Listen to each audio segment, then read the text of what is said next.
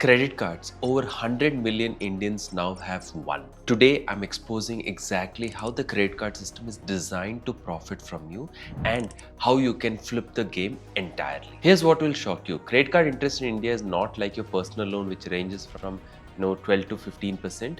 Once you add compounding, GST on interest and late fees, it climbs much higher, 36 to 42%. That's 3 to 4 times more expensive than home loan.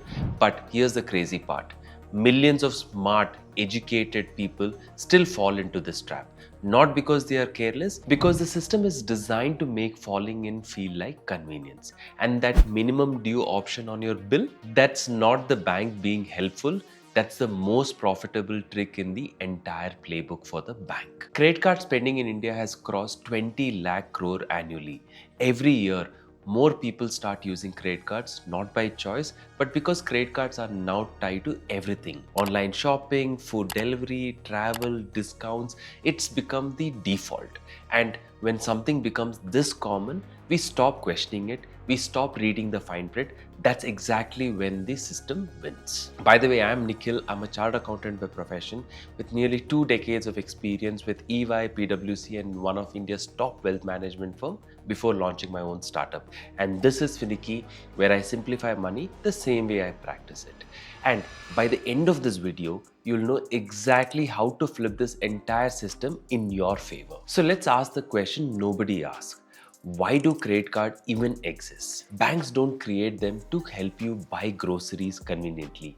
They create them because credit cards are one of the most profitable financial products ever invented. The average credit card interest globally ranges between 18 to 25% per year. In India, once you factor in daily compounding, GST on interest, late payment penalties, and hidden fees, the effective cost climbs higher, and that's around 36 to 42%.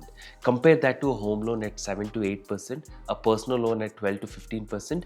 Even education loans are far cheaper. So, why does a small plastic card charge 3 to 4 times more than most loans? Because that's where the real money is. Credit card companies don't profit when you swipe, they profit when you don't pay the full bill. The moment you carry forward even a small balance, what felt like convenience becomes one of the most expensive forms of borrowing available. And here's what most people don't know. Credit card interest isn't calculated like any other regular loan. It's calculated daily. Every single day your balance remains unpaid, interest gets added. That one assumption that it works like a normal loan costs people thousands without them realizing it. Now let's talk about minimum due. Your bill arrives, say with an outstanding of say 60,000 and minimum due about 3,000. Feels like a relief, right? Pay the small amount, keep using the card, deal with the rest later. The bank seems very helpful, but here's what's actually happening. When you pay only the minimum, you're not repaying your loan, you're paying only the cost of staying in debt. Most of that payment goes towards interest and charges, not to reducing what you owe. Let's look at the same example. Outstanding bill is 60,000, minimum due is 3,000. You pay it expecting your balance to drop to 57,000. But after interest, your new balance might still be 60,000 or even higher. Money left your account, but your debt barely moved. This is why people feel stuck. They pay the minimum every month, yet the total refuses to come down. You're constantly paying interest just to keep the account alive instead of closing the debt. A short-term expense quietly stretches into a long-term burden. If that just made something click for you, hit the like button, and if you want more breakdowns like this, subscribe. It's a small thing, but it tells me this is helping you and keeps me making more. Now, here's where the illusion gets even bigger. The interest-free period. Many cards advertise 40 to 50 days of interest-free credit. Sounds great, right? But the benefit only exists if you pay the full bill by the due date. The moment you roll over even 500 rupees, the interest-free period vanishes completely. Interest starts applying not just on the remaining balance, but often on the entire transaction itself from the original purchase date. That free credit promise, it collapses the second you slip. So if credit cards are this risky, why do banks push them so aggressively? Why all the cashbacks? Why the lounge access, the reward points, movie tickets, travel miles, free hotel stays? Simple, these rewards are not gifts, they are baits. Let's break the biggest myth, reward points. On paper, reward points look attractive, but let's do the actual math. Take a premium card like HDFC Regalia Gold or whatever it is, right? You earn about 4 reward points for every 150 rupees spent. 1 point equals roughly 50 paise when redeemed well. That means for every 150 rupees spent, you are earning about 2 rupees, around 1.3% reward rate. Now here's the reality. A decent hotel stay requires 20 to 30,000 points, and to earn 25,000 points, you need to spend 9 to 10 lakhs on your card in 1 year, assuming optimal redemption. So when people say my card gives free hotel stays, they are already paid for the stay through years of heavy spending. And if 1 month rolls into unpaid balance, the interest wipes out those reward points many times over. So are rewards actually useless? No. If you're spending on essential anyways, groceries, fuel, insurance, bills, travels, earning rewards on that spending is genuinely beneficial. But the moment you start spending extra just to earn points, the math breaks. Reward works when they are bonus on disciplined spending, not the reason to spend more. Pay your bills in full every month, interest becomes zero, that 1 to 2% reward rate becomes actual free value. Credit cards stop being a trap and become a tool. Convenience, liquidity, protection, and rewards. And if this discipline can be maintained, and if your spends are sizable, then by choosing a card that meets your lifestyle can actually sometimes even deliver 10% plus return. But again, this only makes sense if it is part of your lifestyle spends and you are disciplined to pay off the bill every single month. Here's what banks understand. When people get rewarded for spending, they spend more. When spending increases, the probability of one missed payment increases.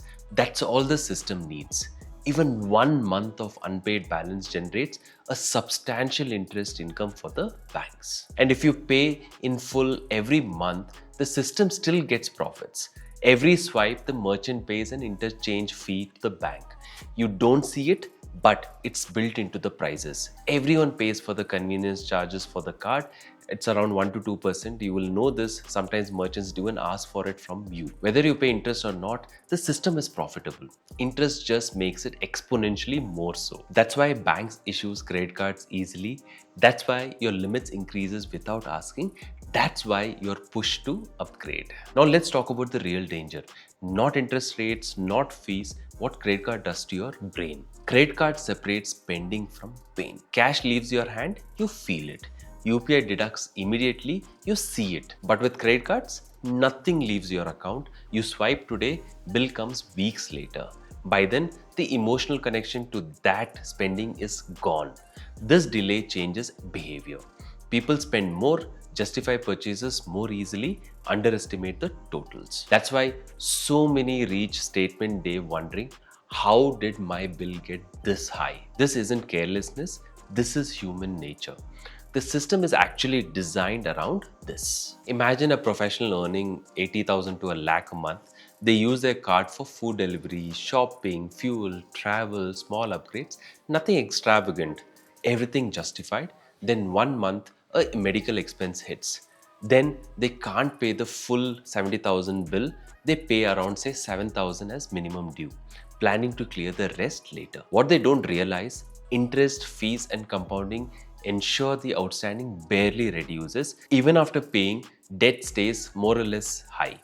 Repeat for few months, the convenience tool becomes a burden. That's how people fall into the credit card debt. Not reckless spending, small reasonable decisions during difficult months. Once you are in that phase, the system works against you. Banks don't need you to fail completely. They just need you trapped long enough. That's why they raise limits even for people carrying balances. More limit, more spending, more interest, smart business for them. So are credit cards really bad? Absolutely not. Let's look at credit cards as amplifiers. For disciplined, they amplify rewards, convenience, and credit history. For the ones who don't have control, they amplify financial stress. The smartest principle: treat your credit card like a debit card with benefits. Only spend money you already have, not money you are hoping to earn. If your bank balance can't support it today, you shouldn't go on your card. Pay the full bill every month, no exceptions. Do this and the system flips. No interest, no trap. You enjoy cashbacks, rewards, offers, convenience. The bank earns only transaction fees. That's how you outsmart them, but it requires rules, not motivations. What are these rules? Never revolve a balance. Never rely on minimum due. Never chase rewards by overspending. Always know your interest rate. Always remember the credit limit is borrowed money and not income. Credit cards don't destroy wealth in one dramatic moment, they do it quietly. Month after month, small interest charges that don't hurt today but compound brutally over time. That's why this conversation actually matters. Once you understand how the system works, credit cards stop being dangerous, they actually become just another tool. One you control instead of the one that controls you. Now that you know the truth, the choice is completely yours. Use credit card blindly and hope for the best, or use them deliberately and make the system work for you. I'd love to hear from you how you would use credit card today and what surprised you the most. Let me know in the comments. I read every single one. If this helped you see credit cards differently, share it with someone who uses them daily but doesn't fully understand how it works. That's it from me. I'm Nikhil. Let's make your finances less tricky with Finicky. Thanks for watching, and I'll see you in the next one.